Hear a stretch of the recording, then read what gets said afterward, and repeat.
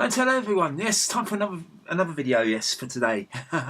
Yes, I thought I'd do this. I just thought I'd do this whilst I got this console out. I'm going to do a video on my Nintendo 64 collection. But first of all, here's the unit itself. I do apologise if it's a bit orangey. I've got a light up here because it's getting dark out there now. But yeah, this is my Nintendo 64. I picked this one up. It's about 7 or 8 years ago. Quite a few years ago actually, from a jumble sale. I think I paid about £1 for this. It was basically this was ex-hospital equipment, and basically at the end of the jumble sale, we mooched around and no one bought this. Probably because we had no way of proving whether it was going to work or not. No, it came with all the leads. It came with the power supply and the TV leads and a joypad and a game as well, which I'll come to. So yeah, so I picked up for £1. Yeah, I'll put £1, something like that. I'll put towards it, and if it works, it works. I've got an N64 for £1, and fortunately, it does. So yeah, this is quite a good find. I think it was £1. It might be £5 actually, maybe more likely £5 or something. I don't know, but anyway, this is of course the N64 itself, released by Nintendo. This is of course the PAL version, released in 1997, I believe. Yeah, it's a cartridge-based system. One of the very last ones, actually, I believe, for a home console. Power supply goes in there. Very unique way of putting where they put the transformer for it. It's actually built into the jack plug as opposed to either having a massive block in between or the plug itself being a huge block transformer. TV cable goes in there. You probably can't see it too well in this sort of lighting, but yeah, there we go. And then of course you've got your usual power reset buttons there as well. That's only cartridges going here. In the front here is a little memory expansion slot. I do have the RAM expansion for this, as you can see here. It's red on the top, so I've got the RAM expansion. I've got the RAM expansion because of one game I've got. One game I actually bought second-hand, required it, so that's why I've got one. I want 4 controller ports on the front, so you can play 4 players without having to actually buy multi-tap, which is quite handy. And then underneath you've got an external slot. I believe this is where the 64DD was going to plug into. Correct me if I'm wrong. But yeah, this never gets used. And that is the N64. It's, in my opinion, it's an okay console. The problem I have is with the video output on it. It's the graphics on it. It's quite capable for the time, but it looks so blurry. The output on this is very blurry. Probably because it didn't have a lot of graphics memory in it, or something like that. Not a lot of texture memory or something. So the textures on are a bit naff, and they tried to cover up with lots of anti-aliasing and stuff, and it looks blurry and washed. It looks horrible on a LCD TV, I'll tell you that. But apart from that, the one thing that does save for me with the N64 is the games. And we'll come to that in a second. Right, okay, so that's the N64. Itself, the box is where it lives. Yeah, it spends a lot of time in its box. I don't actually have it plugged in, but here, this is a big old box. Now, I've got a load of boxes here. Some of these are actually like replacement boxes, which you can buy. There's one game I've got in an original box. That was actually the game I got with the console, and I've got a load of cartridge games as well. Oh, my phone's in here for some reason.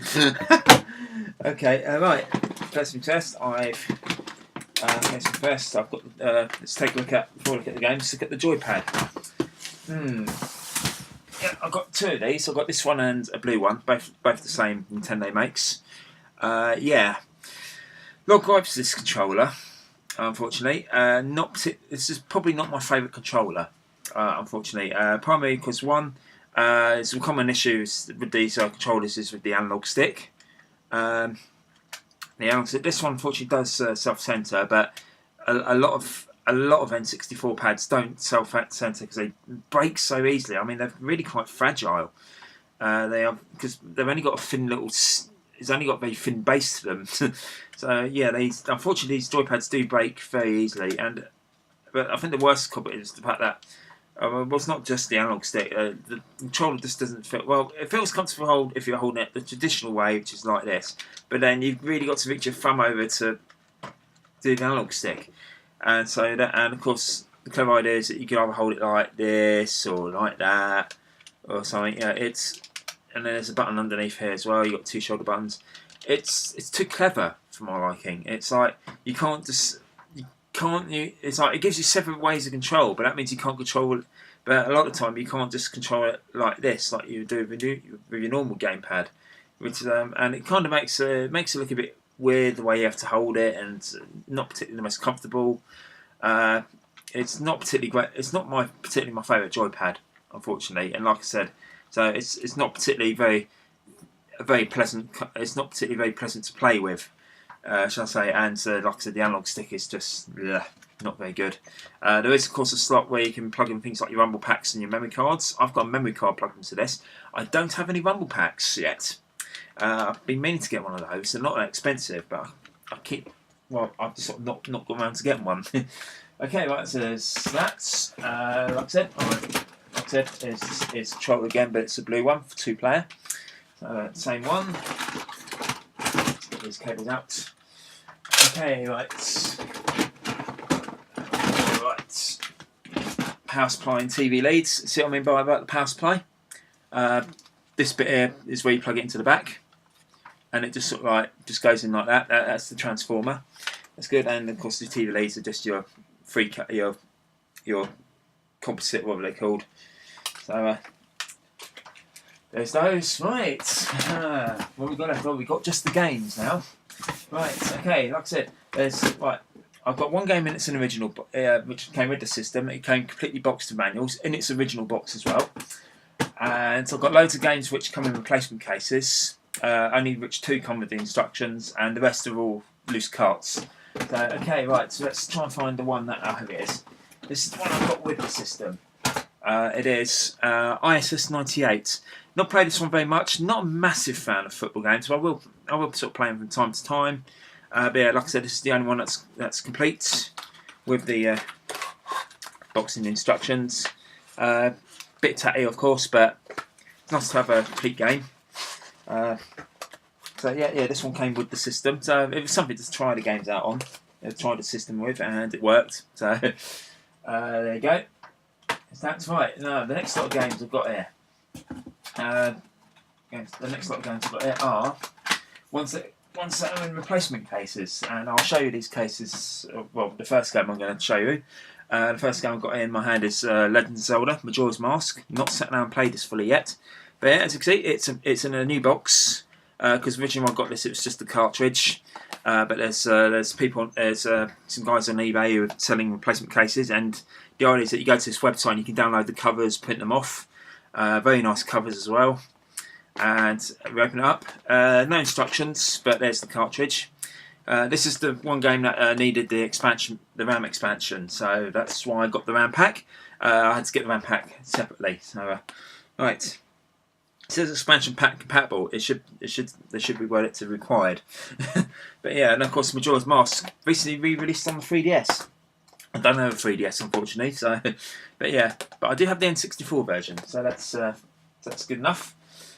There's that one. Right, okay, next one is Mario Kart 64. Once again, just the cartridge. Well, with the new box. I'm just going to quickly go through all these, so I don't waste any time. Pokemon Snap. Yeah, this one actually does come with the manual. Originally it came with just the cartridge and the manual. Once again, in a brand new case. Very, very nice indeed. Yeah, some of these covers I'm going to have to reprint because you probably can't see too well on camera, but there's a couple of lines going on now. I need to reprint some of these. It's more evident on some cases than others. Right, okay. And of course we've got the classic GoldenEye. Once again, no instructions, but cartridge in a replacement box. That's right. Okay, and then we got, and of course I've got Majora's Mask, so why not have Ocarina of Time as well? Once again, game but no manuals. So that's one of my favourite N64 games. This one is. This game is brilliant. If you've not played it, you're missing out big time. Fantastic. This is Conker's Bad Fur Day from Rare, and interesting enough with this game, it was published in Japan and America by Nintendo, but over in Europe, Nintendo didn't want to publish it. They thought it was a bit too rude, sort of thing, because of the concept. So THQ published it over here. So it remains the only game developed by Rare that was not published by Nintendo, at least in Europe anyway. But this is a brilliant game, fantastic. And once again, just the cartridge. I paid about £8 for it, something like that. I can't remember, but yeah, this game is fantastic. It's so funny. Okay, right, so there's that. This is one game I've not tried yet. Diddy Kong Racing. Once another game by Rare. Of course, starring the old Diddy Kong from the Donkey Kong games. Once again, cartridge, no manual.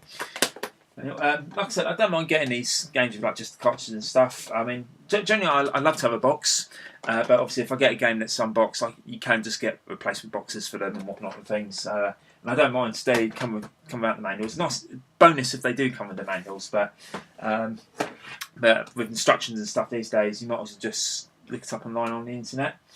Right, okay. Oh, this one I forgot to put back in its box. I've just been playing this. Super Mario 64. Once again, there's the cartridge for it. Yeah, I forgot to put it back in its box. Once again, no instructions, but I mean, Super Mario 64, classic game, brilliant. So, yeah, this is what I meant by the lines. You can see it very clearly on there. I need to reprint this cover, I think.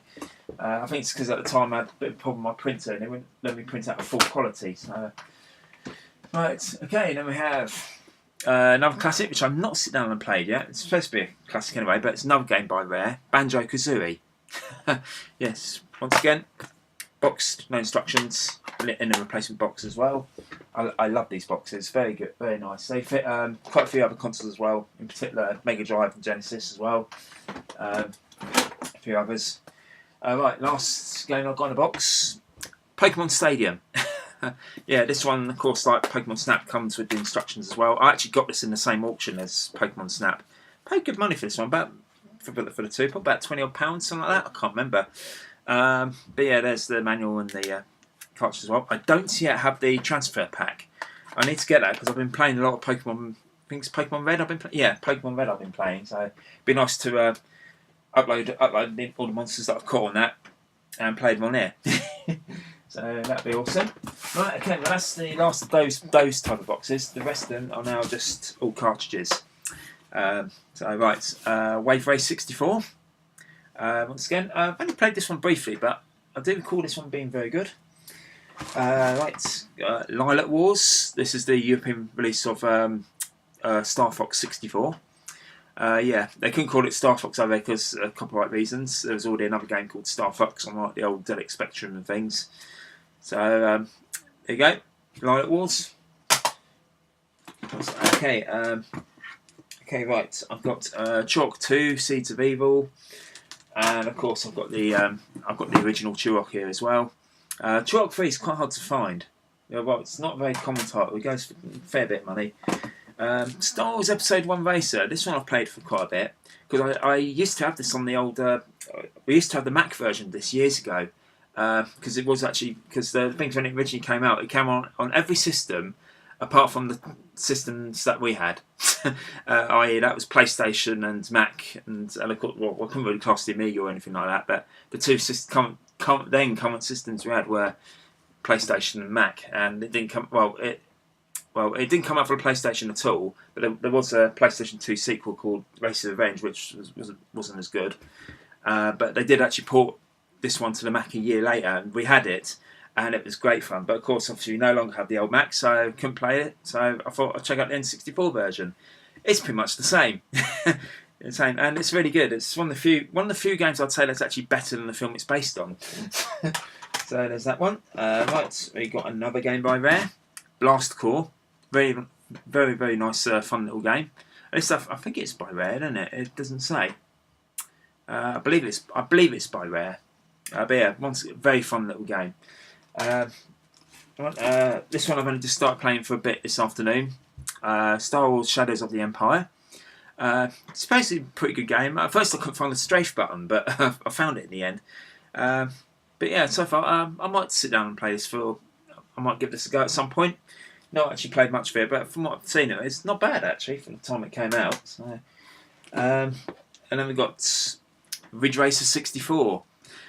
Yeah, I love the PlayStation ones of these. The N64 one, maybe not quite as much, but it's Ridge Racer. It plays like Ridge Racer. You know, the old drifting mechanic still works here and things.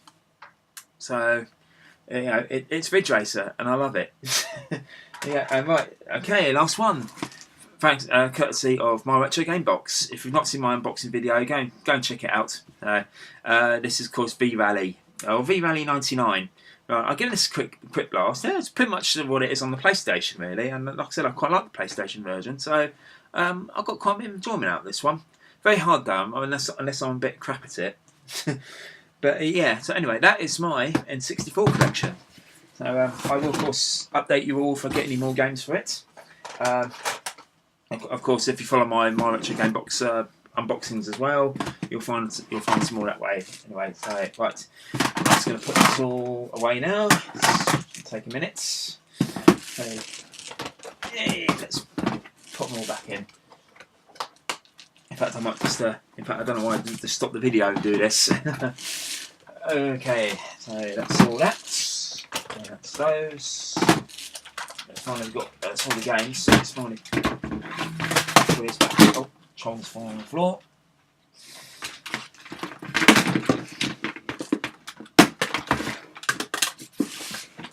Okay, and off we go next. 64. Right. And there's the box. Put it back on top in a minute. There you go. That's my box of wonders. Right, okay, yeah, that is my N64 collection. In the meantime, like, comment, subscribe. Check out my channels as well. I've got more than one channel, in case you didn't notice. And I shall be back again soon with another video. Hopefully, maybe perhaps another collection, one of my collections. I've got quite a few consoles and stuff that I'd love to cover on this channel. And in the meantime, goodbye for now.